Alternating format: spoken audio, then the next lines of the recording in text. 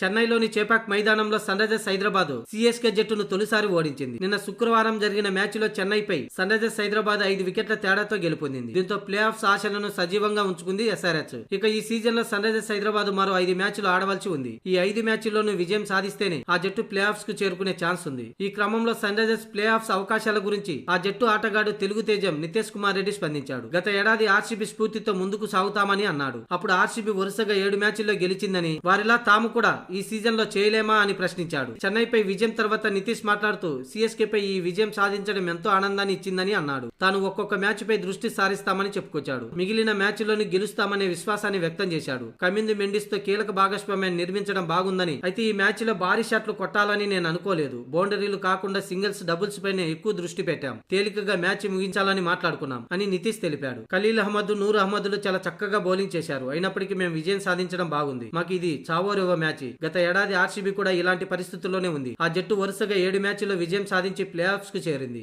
ఈ ఏడాది మేము ఎందుకు ఇలా చేయకూడదు? 100% ప్రదర్శనను ఇస్తూ ఒక్కొక్క మ్యాచ్ పై ఫోకస్ పెడితే విజయం సాధించేందుకు అవకాశాలు మెరుగ్గా ఉంటాయని నితీష్ కుమార్ తెలిపాడు.